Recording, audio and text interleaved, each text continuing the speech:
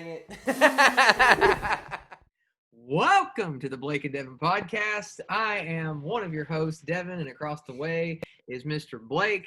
And today, our very special guest, which we're very thankful to have on the show, is Kyle Mcdanell. Kyle Mcdanell, pastor of East Frankfort Baptist Church and writer extraordinaire. I didn't really know that he had written so many books. He's apparently a prolific author, and he was right down the street from me, and I just abused the whole relationship, not understanding what I had. And man, I feel bad about that. I'm very sorry. I'll take you with me on my next book tour. I want to open. Go with me. Yeah, I'll introduce you whenever I go back to Oprah's show. Okay, thanks. I'd like to be your opening act if that's at all possible. I'll come out and do a little dance and be like, "Where's Kyle Mcdanell?" That's right. Hey, it's your truth, man. That's right. I'm sorry. Man. Hashtag I'm living my truth, man. We're glad you're all back watching the podcast this week, and we hope that you've been enjoying it. And don't forget to share it with your friends, to like it, to subscribe, to comment, and to share so that we can continue to put out the content. You can help us one day, maybe, get paid for doing this. And that's what our goal is to take money for doing this crap week in and week out. And we're only 800 subscribers away from a couple dollar paycheck. So don't forget about us out there, people. You would really like the support. Okay, let's go. Don't forget to tithe your money. I just wanted to throw that out there. What? Don't forget to tithe the money you make off of this. That's right. There's the Baptist pastor coming. There's the Baptist pastor coming for us. All right. Let's go to the next part. Meme of the week. Meme. And Blake, you should say in a chipmunk voice, of the week. You know how you usually talk? Okay.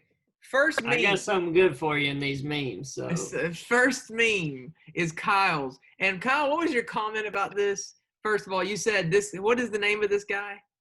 Or this column? Gary Larson's Far Side. Gary Larson's Far Side. So yeah. It's not technically a meme, but he was doing memes before memes were cool. For sure. Yes, I agree with that statement because I've seen a million. I love this. They're all in hell, and it says, "Oh man, the coffee's cold." They thought of everything. That's a great one. I like that one a lot. I know you sent me two, but I chose that one because that made me laugh. I like that. Yeah. Next up. Top 5 answers on the board. Name an excuse U of L fans will give for losing to UK this year. Now, that's some bull. To U of L fans, I had to go with it. And you know what? You'll be applauded for doing that. I mean, well, here's the deal. You all might be thinking COVID-19 this year if we don't get to have a season. So. Oh, no. We'll be blamed for COVID-19 this season. Exactly. That's the way it's working. Exactly. They'll try to make up that all our prostitutes gave everybody COVID-19 or something. Hey, it'd be better than losing banners, wouldn't it? It's meaningless anyways. Oh. Please, get that weak stuff out of here. Next meme. I'm triggered now. I'm so triggered. That banner is in Rick Pitino's basement somewhere. Somewhere, I'm sure it is. It's not gone. It'll be back. It'll be back. You better betcha it'll be back. Take that banner away from a bunch of hardworking boys like that. Please. Oh, yeah. That man snapped his shin in two to get that banner. Don't even start with me, really. That was bad. That was brutal. This is the next one's mine. When you bring your lost friends to church.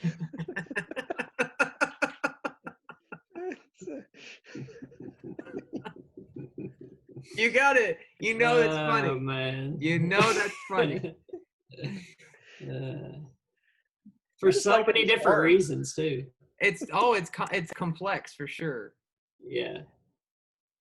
This is a Southern Calvinist right here. He didn't bring his Bible, but he's got his guns and his dead loved one, his dead friend. Bring the libs in here. Well, I'll save my buddy and take care of the libs at the same time. Oh my gosh. It's so true. This is what people feel like. They're bringing spiritually dead people with them, and they have to fight to get them in there. That's what people feel like, though. There's some deeper meaning here, you know? We'll talk about that in a minute. But it is sort of funny to look. Anytime you see Schwarzenegger, it's a little bit funny. Yeah. He just cracks me up. All right. The greatest governor California ever had, hands down. That's true. But wasn't Reagan their governor at one point? Who? Reagan. I'm just kidding. He got us both on that. Blasphemy. Yeah, no. Who's that? Reagan. Well, thank you for our show. That's all the time we have. That's right. It's the day in history, June 27th, 2020. What do you have for us, Blake? Okay, honestly, there's not much going on this day in history. The Liberty Bell did make its way back to Philadelphia on this day of history, so that's a pretty big deal. And then the only other thing I could find of real interest was Aerosmith became the first ever band to offer their album via the internet. So that's a fascinating piece of trivia. I didn't know it that. really is. Yeah. So. I thought, honestly, if I had to guess which band offered their album online first, I would have thought U2. That's what I was thinking. Yeah. They're the ones that gave their album away for free on iTunes, and no one could get it off their phone. That was annoying. That was so annoying because it was a bad album. No one's heard from them since. No, because somebody probably took them out. Easy on my YouTube now. Come on, easy. No, it was bad, Blake. And the guy hugging the waist of the shirtless guy. That's just a disturbing picture. And it's supposed to be a father and son, and it's upsetting. I can't help you all got terrible Apple phones. I mean, I didn't have to deal with that with my Android, so. It's typical Kentucky fan right there. That's a typical Kentucky fan. You're on the wrong side of history, brother. Man. Yeah. Well, his phone's about to be history here in a couple seconds if it doesn't blow up in his pocket at the end of the podcast. Man. All right. Well, let me formally introduce our guest here. Kyle Mcdanell is the pastor of East Frankfort Baptist Church in Frankfort, Kentucky. He is the husband of Amanda, father of two children, Elijah and Evie. Is that her name? Her full name's Evangeline. Evangeline. But most people call her Evie. Evie. He is, you'll have to help me with your specific degree. I know you have a Master's of Divinity, but you went on and got a THM? Yeah, so I have an advanced MDiv at Southern, and then I got it's a Master of Theology, THM, at Southern Seminary in Systematic Theology. Gotcha. Very well educated, and you're also the author of a couple of books. The one in which that we want to talk about is called The Traveling Church, which I will find a picture of and put up at this point so that people can see what it looks like if they want to go buy a copy and read it. And The Traveling Church is a book that you took and updated, and we'll talk about that in just a minute. But first, I want to talk to you about your call to ministry. You were telling us before we started recording that, well, actually, you didn't mean to tell us, but Blake, rudely was trying to harp on you and destroy your confidence before you came on and were recorded. Everybody knows this is a lie. It's just a way. It's just a tactic on how we make our guests humble and ready for this process. And he was saying that one of your first sermons that he got to go listen to. He got to go listen to. Notice how I talk. I'm a nice guy, and he's rude. It was an hour and 11 minutes long. Tell us about that. It's funny to me that he has it like the length of it memorized after all these years. Right. I mean, he's back there with a stopwatch. 11 minutes and 37 seconds. Yeah. He took a selfie with it. Give or take. He took a selfie with it, and those things didn't even exist back then. Yes. So yeah, that long one was I think my third sermon, but the first two were significantly shorter. But yeah, I can say that since then I have not preached a shorter sermon than those first ones, but I have preached longer than that long one. So I feel like, I finally got it figured out. This book called The Traveling Church, you have taken a book that was documenting an important historical happening, and you're bringing it up to date. Explain and tell us why. Yeah, so The Traveling Church was a book written about 100 years ago, give or take, by a guy out of Lexington named George Washington Rank.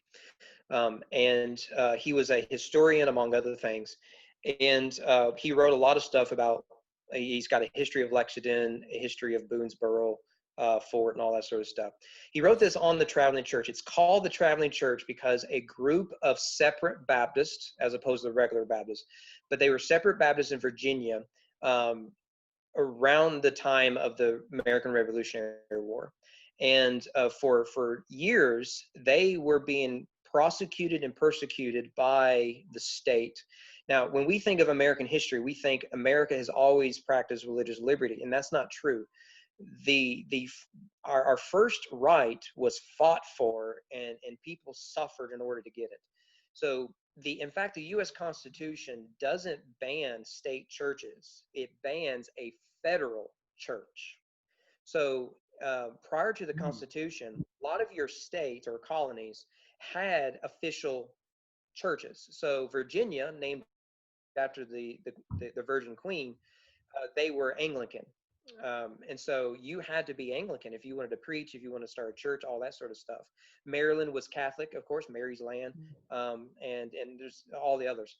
Well, in Virginia, the Baptists were a pest because they refused to get a license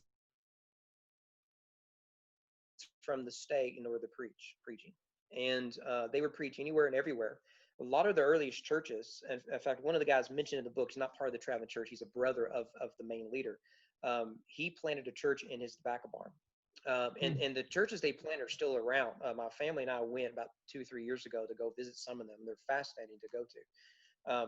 And so some of them were arrested, and they would preach while on trial. They would preach in prison itself. People would be converted while they're in prison. But eventually it got to the point where news of Kentucky started to be explored. Daniel Boone's doing his thing. It's starting to be surveyed. People starting to go to Kentucky. It's free land, basically. And they want to go plant their churches, live their lives, and to be left alone.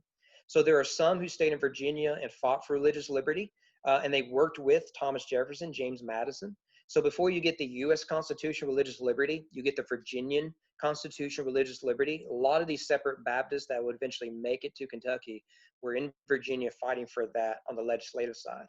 But many of them in 1781 actually fled Virginia in a mass exodus, hundreds of them.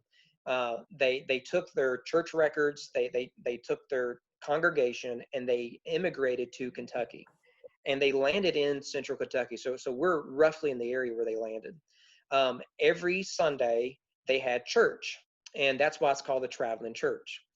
They first heard of Cornwallis's surrender while they were at the last post or fort, if you will, prior to crossing the Cumberland Gap. So they're on the Wilderness Road, and they had to sell their wagons, they had to sell everything, and basically go on horseback and walk the rest of the way. It's hundreds of miles, and at great risk of their lives. In fact, some did die as a result of Native American attacks. And so they came to Kentucky in pursuit of religious liberty. It is also this generation, 20 years later, that would be instrumental in the Great Revival of 1800 and 1801. So that's the story. And so what I did in the book was I took George Rank's book. It's a short tale, and I footnoted everything, cited everything, included a full bibliography, introduction, a timeline of everything. That way the story is preserved. Otherwise, you have to. There's only like 3 libraries you can read the book by hand, unless you want to read it digitally online. So now you can actually have it, and you can read it for yourself, and read the story for yourself. It's a really fascinating story. So, in light of that history that you just shared with us, I did not know that the federal religious liberty was not passed down to the state. I mean, it makes sense that it wasn't passed down instantly because nothing was instant in the early days of the colonization of this country. But I didn't know that there was any I was unfamiliar with the squabble over religious liberty within the individual states and those mandates. So, in thinking through that, so this group leaves a state for the sake of religious liberty, traveling to Kentucky to find it. So, does the book cover them arriving here, and did they find it? I mean, I know you said Daniel Boone was doing his thing. So, was there? How far? Yeah. So let me real quick about because we call them states now. They're colonies then, because they're still product of British tyranny. Take that, King George. And we're so close 4th of July. But the colonies, and later when they do become states, we take for granted just how small the federal government was and how little power the federal government had. So your loyalty was first to your state and then to your nation. So you really it's the United States of America. And so when they immigrated from Virginia to what we now call Kentucky, at the time it was called Kentucky County. It was a county of Virginia. And remember, West Virginia doesn't exist. That's not till the Civil War. So Virginia is already a large state. And then, but the travel to Kentucky County was so difficult. For the governor of Virginia, which was Thomas Jefferson, couldn't actually, related to Thomas Jefferson, you couldn't actually enforce any laws in Kentucky. It's a pioneer country. You're just trying to survive here. So it's a different world that we know of today.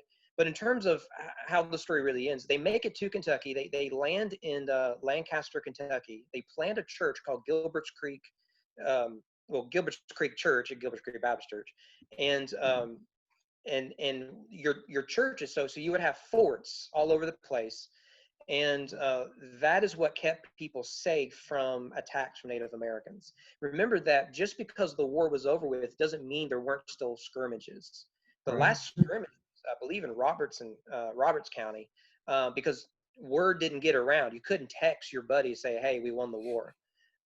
So there were still Tories and everyone else still attacking, thinking the war's still going on. And then you add Native Americans and the hostilities going on there. So it's a very dangerous time to move to Kentucky.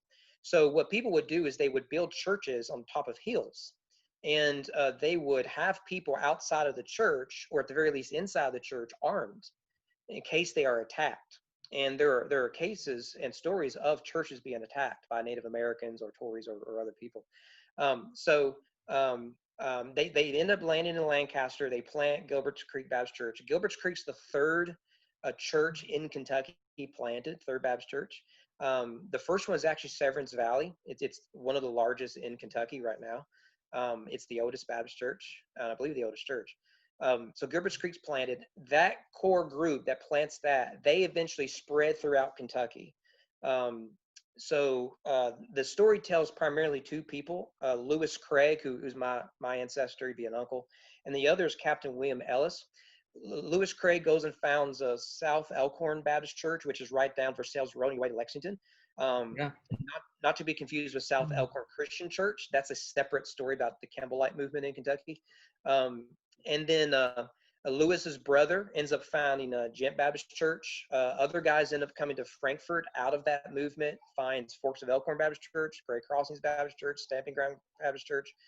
All of these come out of that initial movement of Baptists immigrating to Kentucky. And once they get established, more Baptists come in. In fact, in the book, it talks about what percentage of Baptists immigrated from Virginia to Kentucky. And so as a result, Kentucky becomes a very Baptist, now we call it a state. because of this immigration, primarily from Virginia, not exclusively from Virginia, but primarily from Virginia. And it's no wonder then that the Baptist movement in Kentucky is by far the largest religious movement in the state of Kentucky. Starts right here at the end of the American Revolution. Wow. That's fascinating. So, you know, it strikes me, and Blake, if you want to jump in, you can interrupt me. It just popped into my head that, you know, there was this escape unto somewhere else. You know, there was sort of a theme for a couple hundred years there, where if you couldn't find religious liberty, you would go to a new place, and in that new place, you'd have religious liberty. That's what the Pilgrims did. Right. The Pilgrims didn't go to establish religious liberty for all. They wanted to practice the religion the way they wanted to practice it. Yes, exactly. And So it's those Puritans that kick out Roger Williams, who establishes Rhode Island, and is really the first, and he does it as a Baptist. It's the first, what we now call state, built on the belief of religious liberty. I mean, so you are constantly having to go somewhere else. The Mormons do it in the 19th century. After Joseph Smith dies, Brigham Young moves to Mexico. Utah is not American. He gets to Utah at Salt Lake City, and he thinks, yeah, all right, I left behind the Americans. You know, Joe Smith didn't win the presidency. In fact, they killed him. And then within a matter of a few months or years, America wins the West, and now they're Americans again. Poor Brigham, you know. can't get away. But Can't get away. yeah, it's the same thing, but now there's nowhere else to go for religious liberty. So it has to be a recognized right for everybody. Otherwise, it's not going to be a right at all. Absolutely. So at the point you're talking about in this book, Kentucky was the Wild West. Yeah. When you pass the Alleghenies, you're in danger zone. So think of the Native Americans didn't really possess the land here the way white Europeans think of it. They primarily used it for hunting grounds. I think it's because of all the allergies and sinus. Everyone else has it around here.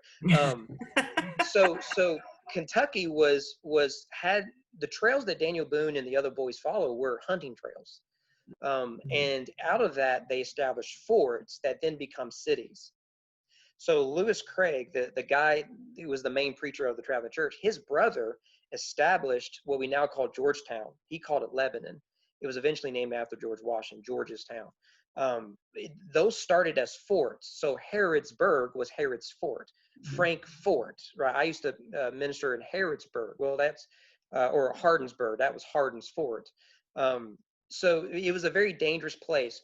And so people came to Kentucky for a number of reasons: liberty, land, alcohol, and religion.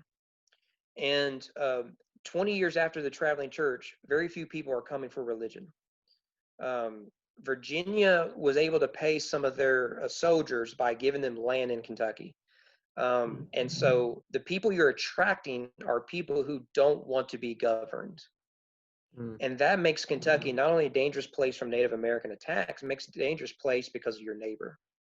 Alcoholism was a serious problem for a lot of people, but just life itself was very difficult. So if you ever studied the biography of Abraham Lincoln, his experience, his father was killed in a Native American attack. That was typical. And they eventually end up in Indiana, then on to Illinois. It was the Wild West. You're exactly right. So when we talk about sticking on the path of religious liberty, when we talk about religious liberty and the fight for it historically,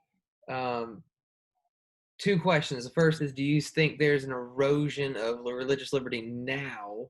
I mean, especially in light of history, we always see history teaches us that things were much worse than they are now. You know, what suffering used to look like and what we call suffering are much different things. So do you think that there is an erosion of religious liberty now?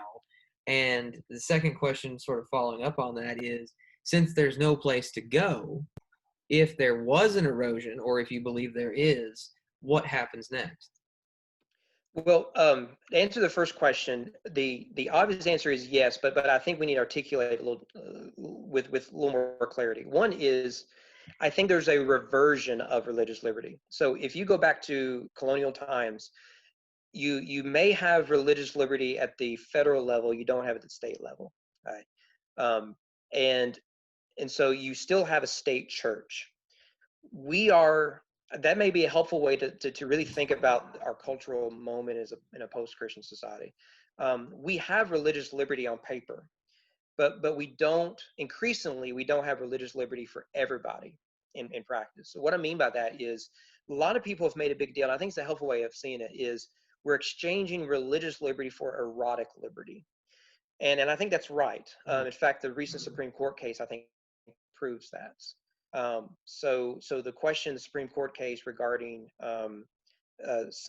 sexual preference and gender identity on hiring practices and stuff like that. So can you be a Christian college or a hospital or an orphanage or something like that and have certain hiring standards, for example? And the Supreme Court basically said no, and that's really where it's going. So what you're having is a choosing between erotic liberty over religious liberty. But I'm increasingly, we need to start seeing the secular movement as a separate religion. And so when the laws favor secular religion, you're having a reversion back to the way the system was that favored a specific religion. And so, yes, we have religious liberty, but it's not religious liberty for everybody. So if you have the hashtags and you post the right things on Instagram and you say the right things in public and believe the right things and participate in the parade, sure, you have all the liberty in the world, because that's not real liberty. But if you violate those laws and standards, then your liberty is stripped from you. So I do think we're going to have a revision back to what it was. Tax exempt status is going to be taken from religious property and buildings and systems and all that sort of stuff. New mandates are going to be imposed, and eventually that will lead to prosecution, persecution, stuff like that. What was the second question again? I want to make sure I get it right. Well, the second question was in reference to, since there's no physical place to go, what's next? But you sort of answered that already in the first question of where it's headed and what we do. I would rather you answer this question, take it in this direction, which is, there's a in the Bill of Rights, there is a separation of church and state, right? Not a there's a defining separation between the two, but there is a sense in which, and it's not just Christians who see this, even unbelievers see that there's a sense in which that we derive a great deal of our understanding about ethics and morality from our view of God. And that if we, Jordan Peterson talks about this, and he debated Sam Harris on this idea, which is you can't just take this undergirding foundational principle of God and morality and just slip it like a rug out from underneath the whole society and expect the society to continue on at the same level. It's too foundational to remove without dire consequences in everything. So yeah. When we talk about religious liberty and understand about the laws with the intention of separating the state from establishing a church, how do we keep morality intact without the state or the federal government mandating that morality? Yeah. That makes sense? Yeah. Well, in terms of, you're right. That you can't have the benefits of Christianity without Christianity, right? You're taking it for granted. C.S. Lewis in his really helpful essay, Men Without Chess, he talks about that when society, and he's talking about education. So Eustace Clarence Scrubb and George Don Treader is his illustration of the man without chess. Very smart up here, driven by his passions, is why he gets turned into a dragon. But he has no moral fortitude, no integrity, which again why he gets turned into a dragon. So Lewis has a great line. He says, what we've done as a society with Men Without Chess is we remove the organ, but we demand the function of that organ. So we take out the heart, the chest, but we still expect what comes from the heart. And that's what we're doing slowly. And so What we have is a society in the name of peace is burning down cities. In the name of love, we speak only of lust. In the name of joy, we take pills because we're depressed. We've taken out the organ and still demand the function, and that does affect human rights. I mean, when a lot of issues we're talking about now, we're not talking about universal rights. What we're saying is that because of this subgroup, this political identity, are victims, however loosely that term may be called, they should be shown favoritism by the state. Well, that's not universal rights. That's not equal rights.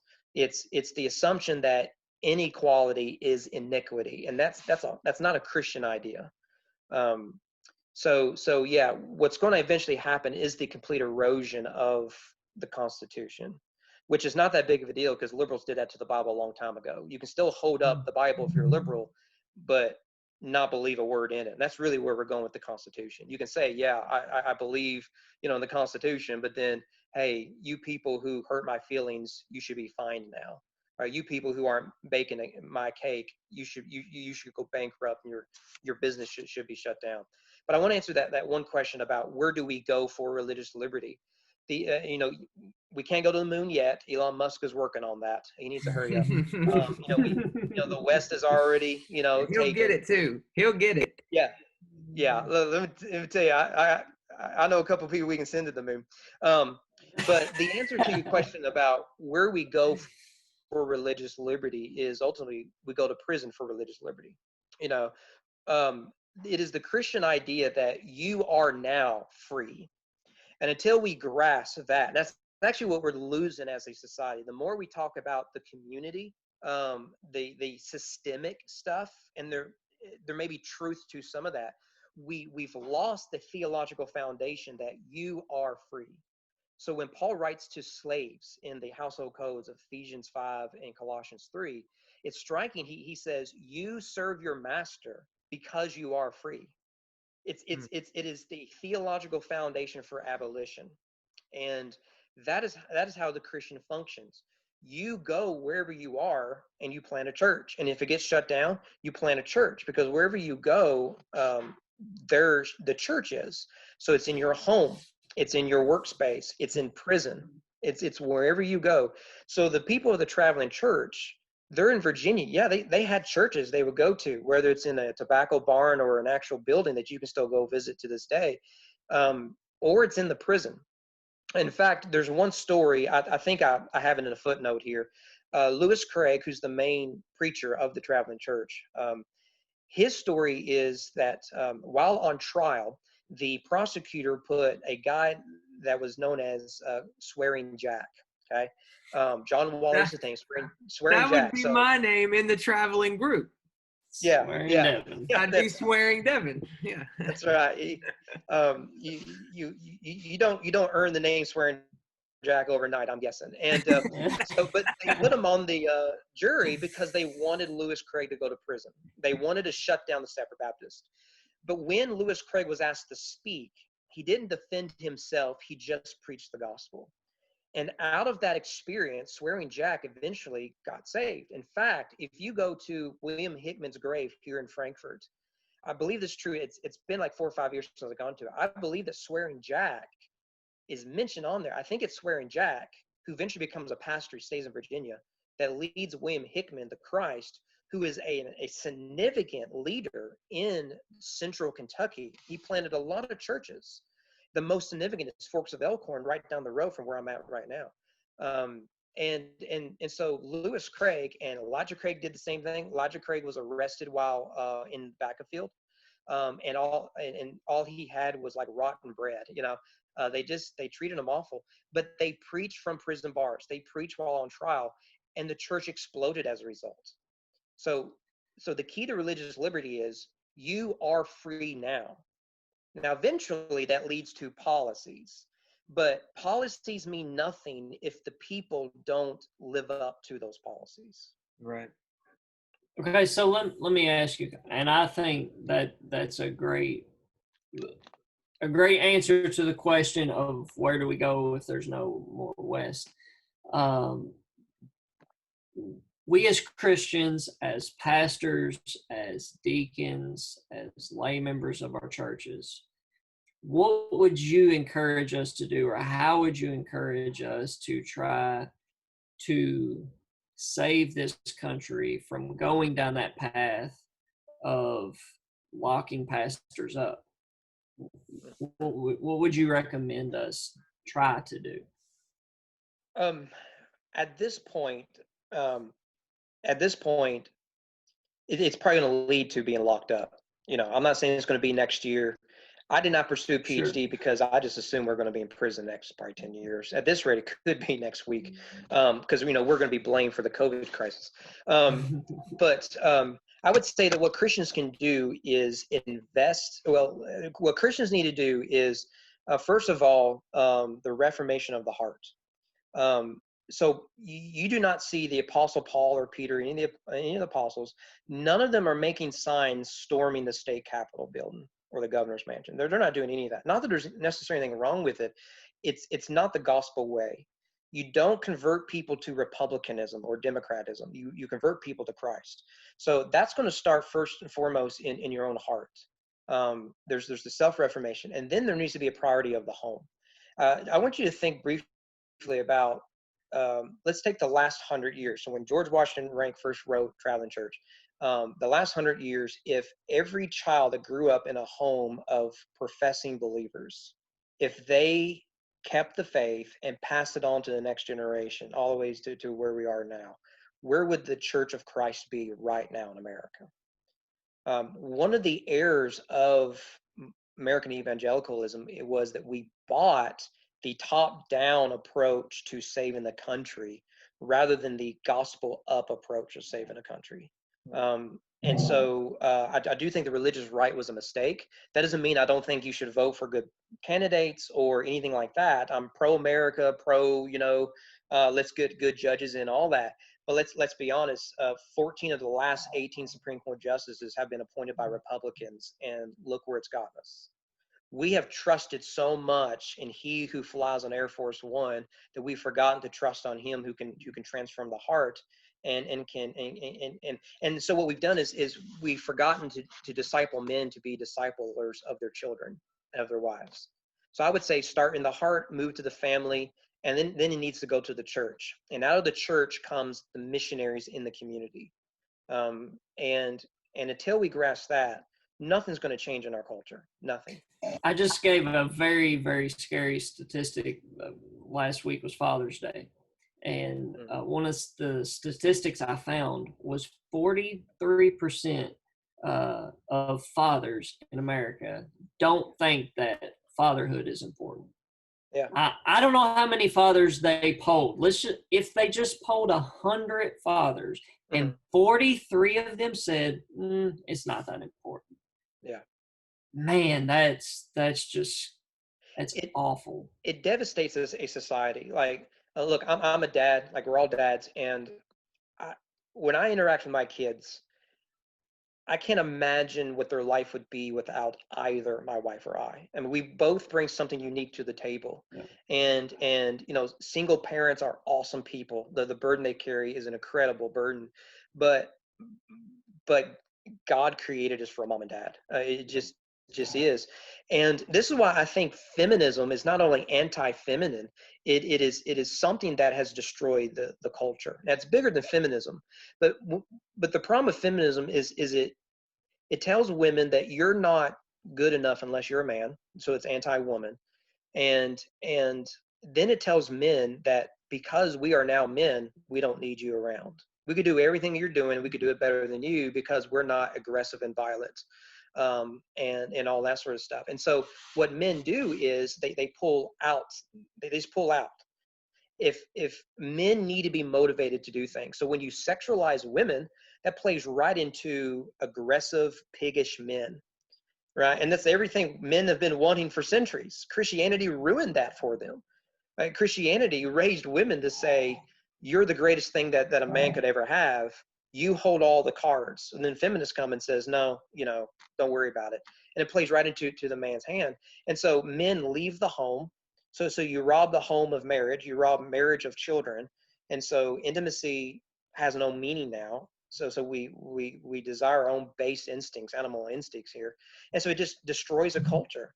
And we all know this is true. Secular, religious, we all know this is true. But we have chosen to worship the Artemis over Jesus.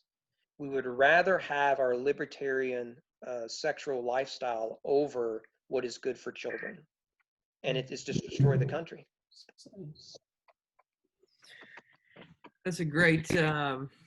There's no way to segue from what you said to the next thing. So I'm just gonna say we're gonna put you on the hot seat now because you lay a heavy burden, and your burden is not light, Mr. Kyle Mcdanell. Yeah, it is heavy, and there's no way to go. Hey, let's put you on the hot seat and ask your favorite color. So I'm just gonna go right on into it. Hot seat time, big boy. Talking about feminism. All right. This last part will be edited out. Just yeah, the cut. I'm gonna have to chop a lot of that. Anywho, all right. Let's do hot seat. And here's the there's the graphic, and we'll set a timer for 2 minutes because of the amount of time we need. And as quickly as you can answer our questions. We'll go back and forth, starting with Blake. And as soon as you give try to keep it to a 1-sentence answer if possible. If it has to be more, that's fine. But we try to go as fast as we can. And are you ready? Yep. All right, go. Kyle, what was your most interesting missionary trip? Africa. Got to go to Niger, Africa. We did ministry in a small village to preach the gospel to a village who never heard it. Saw 2 people baptized, which is unusual on the front line because they would have lost everything as a result. So baptism in the desert is unique. What's the one ministry experience you had that you still cringe about? I've done some sermons that I hope there's not a record of, and I've made some jokes that didn't come out the right way. In fact, I made one last night. It wasn't a bad joke, like an inappropriate one, but when I said it, and people kind of snickered. I thought it sounded better in my head. It's like more appropriate in my head. So I've had a few of those. Yeah. Okay. All right. Kyle, how many people have you baptized? Oh, I have no idea. Not as many as I would like. I still really pray that we experience a revival like the Pioneer Kentuckians did in 1801, where the Baptists in Kentucky tripled in about 18 months. Beyond your relationship with Christ, your wife, and your kids, what do you consider, and being a pastor, what do you consider your greatest accomplishment? The greatest thing that you have done or seen or been a part of? Oh gosh, you took all of them. I would say probably finishing school, I guess. Was real struggle there at the end. I was about brain dead there at the end. Yeah, it does take it out of you. All right. Speaking of school, what was your favorite seminary story? Seminary memory story? Or story? Yeah. Memory. Oh gosh, one of the problems with my undergrad in seminary was the only thing I cared about was getting married to my wife, so I didn't make a lot of friends. Well, obviously my favorite part of seminary, honestly, particularly the undergrad part, was the 5 years I spent in youth ministry. I really enjoyed those students and the unique perspective they gave me in my academic side. A lot of my friends were getting the academic, not the actual vocational side, and I was blessed with both. So they pushed me, they tried me, and they blessed me. I know that's not what you're looking for, but that's probably what it was. Very good. All right, man. I really appreciate you being on here. It's been a great it's been a great time of discussion. I have learned things.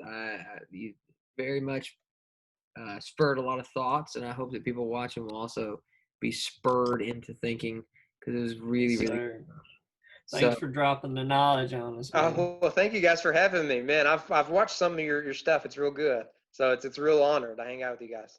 Oh, well, that's kind. And honestly, a total lie, because we know that that's not the way you feel about Blake, and I get it, man. Oh my Um, gosh. but listen, we're thankful you came on. We'll throw up a picture of the book. If you're interested, again, it's called The Traveling Church. Where can people get it? Can they get it on Amazon? Amazon be the best place. Yeah. Okay. We'll also put the link to the book on Amazon. If you're interested in it, you can get it off Amazon, and you should get it, because if it's anything Yeah, like you've heard absolutely. here, it's a great, fascinating read, and I'm looking forward to it. I'm getting it. Yeah, absolutely. You'll be the one. Awesome. Finally. I'm getting it. Thanks again, Kyle. We greatly appreciate it. And don't forget to like, subscribe, and share.